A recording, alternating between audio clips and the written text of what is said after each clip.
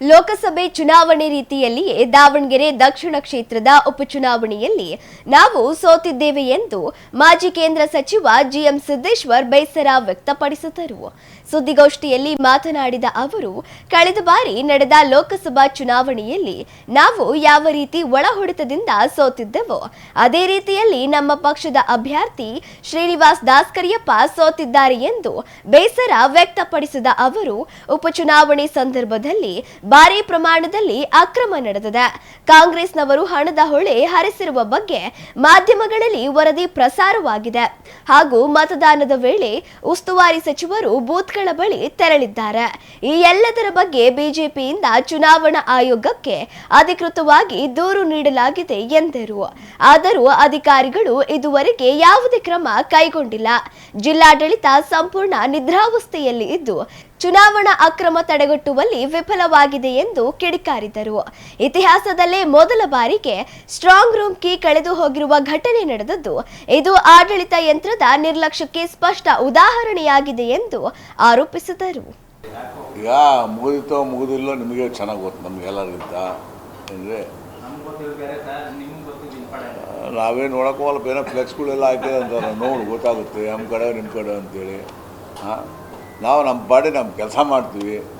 ಇಲ್ಲಿ ನಮ್ಮ ಪಾರ್ಲಿಮೆಂಟು ಅನಿವಾರ್ಯವಾಗಿ ಏನೋ ಸೋತು ಆಕಸ್ಮಿಕವಾಗಿ ಅದೇ ರೀತಿ ಇದು ಸೋತಿದೆ. ಪಾರ್ಲಿಮೆಂಟ್ ಹೆಂಗೆ ಸೋತು ಇದು ಹಂಗೆ ಸೋತಿದೆ.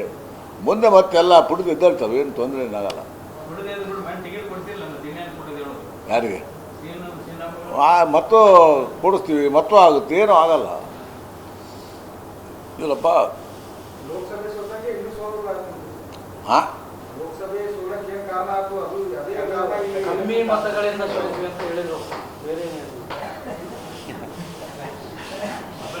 ಮತಗಳಿಂದ ಸೋತಿವಿ.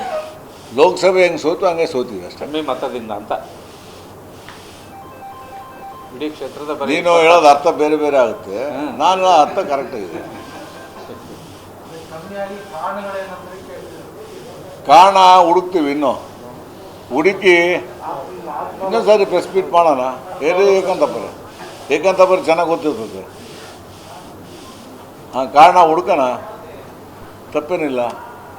ಈಗ ಮುಗಿದಿತ್ತೋ ಮುಗಿದಿಲ್ಲೋ ನಿಮಗೆ ಚೆನ್ನಾಗಿ ಗೊತ್ತು, ನಮಗೆಲ್ಲರಿಗಿಂತ ಅಂದರೆ ನಾವೇನು ನೋಡೋಕೋಲ್ಲ, ಬೇರೆ ಫ್ಲೆಕ್ಸ್ಗಳೆಲ್ಲ ಹಾಕಿದೆ ಅಂತಾರೆ, ನೋಡಿ ಗೊತ್ತಾಗುತ್ತೆ ನಮ್ಮ ಕಡೆ ನಿಮ್ಮ ಕಡೆ ಅಂತೇಳಿ. ನಾವು ನಮ್ಮ ಪಾಡಿ ನಮ್ಮ ಕೆಲಸ ಮಾಡ್ತೀವಿ. ಇಲ್ಲಿ ನಮ್ಮ ಪಾರ್ಲಿಮೆಂಟು ಅನಿವಾರ್ಯವಾಗಿ ಏನೋ ಸೋತು ಆಕಸ್ಮಿಕವಾಗಿ ಅದೇ ರೀತಿ ಇದು ಸೋತಿದೆ. ಪಾರ್ಲಿಮೆಂಟ್ ಹೆಂಗೆ ಸೋತು ಇದು ಹಂಗೆ ಸೋತಿದೆ.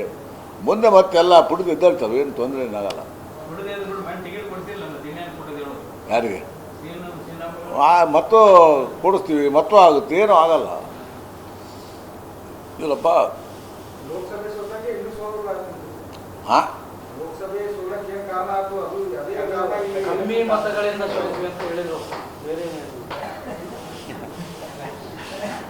ಕಮ್ಮಿ ಮತಗಳಿಂದ ಸೋತಿವಿ. ಲೋಕಸಭೆ ಹೆಂಗೆ ಸೋತು ಹಂಗೆ ಸೋತೀವಿ ಅಷ್ಟೇ, ಕಮ್ಮಿ ಮತದಿಂದ ಅಂತ. ಇಡೀ ಕ್ಷೇತ್ರದ ನೀನು ಹೇಳೋದು ಅರ್ಥ ಬೇರೆ ಬೇರೆ ಆಗುತ್ತೆ, ನಾನು ಅರ್ಥ ಕರೆಕ್ಟಾಗಿದೆ. ಕಾರಣ ಹುಡುಕ್ತೀವಿ, ಇನ್ನೂ ಹುಡುಕಿ ಇನ್ನೊಂದು ಸಾರಿ ಪ್ರೆಸ್ ಮೀಟ್ ಮಾಡೋಣ. ಏಕಂತಪರಿ ಚೆನ್ನಾಗಿ ಗೊತ್ತಿರ್ತದೆ. ಕಾರಣ ಹುಡುಕೋಣ, ತಪ್ಪೇನಿಲ್ಲ. ಈಗ ಮುಗಿದಿತ್ತೋ ಮುಗಿದಿಲ್ಲೋ ನಿಮಗೆ ಚೆನ್ನಾಗಿ ಗೊತ್ತು, ನಮಗೆಲ್ಲರಿಗಿಂತ ಅಂದರೆ ನಾವೇನು ನೋಡೋಕೋಲ್ಲ, ಬೇರೆ ಫ್ಲೆಕ್ಸ್ಗಳೆಲ್ಲ ಹಾಕಿದೆ ಅಂತಾರೆ, ನೋಡಿ ಗೊತ್ತಾಗುತ್ತೆ ನಮ್ಮ ಕಡೆ ನಿಮ್ಮ ಕಡೆ ಅಂತೇಳಿ. ನಾವು ನಮ್ಮ ಪಾಡಿ ನಮ್ಮ ಕೆಲಸ ಮಾಡ್ತೀವಿ. ಇಲ್ಲಿ ನಮ್ಮ ಪಾರ್ಲಿಮೆಂಟು ಅನಿವಾರ್ಯವಾಗಿ ಏನೋ ಸೋತು ಆಕಸ್ಮಿಕವಾಗಿ ಅದೇ ರೀತಿ ಇದು ಸೋತಿದೆ. ಪಾರ್ಲಿಮೆಂಟ್ ಹೆಂಗೆ ಸೋತು ಇದು ಹಂಗೆ ಸೋತಿದೆ. ಮುಂದೆ ಮತ್ತೆಲ್ಲ ಪುಡಿದು ಎದ್ದೇಳ್ತವೆ, ಏನು ತೊಂದರೆ ಏನಾಗಲ್ಲ. ಯಾರಿಗೆ ಮತ್ತು ಕೊಡಿಸ್ತೀವಿ, ಮತ್ತು ಆಗುತ್ತೆ, ಏನೂ ಆಗಲ್ಲ. ಇಲ್ಲಪ್ಪ ಹಾಂ ಕಮ್ಮಿ ಮತಗಳಿಂದ ಸೋತಿವಿ ಅಂತ ಹೇಳಿದ್ರು. ಕಮ್ಮಿ ಮತಗಳಿಂದ ಸೋತಿವಿ. ಲೋಕಸಭೆ ಹೆಂಗೆ ಸೋತು ಹಂಗೆ ಸೋತೀವಿ ಅಷ್ಟೇ, ಕಮ್ಮಿ ಮತದಿಂದ ಅಂತ.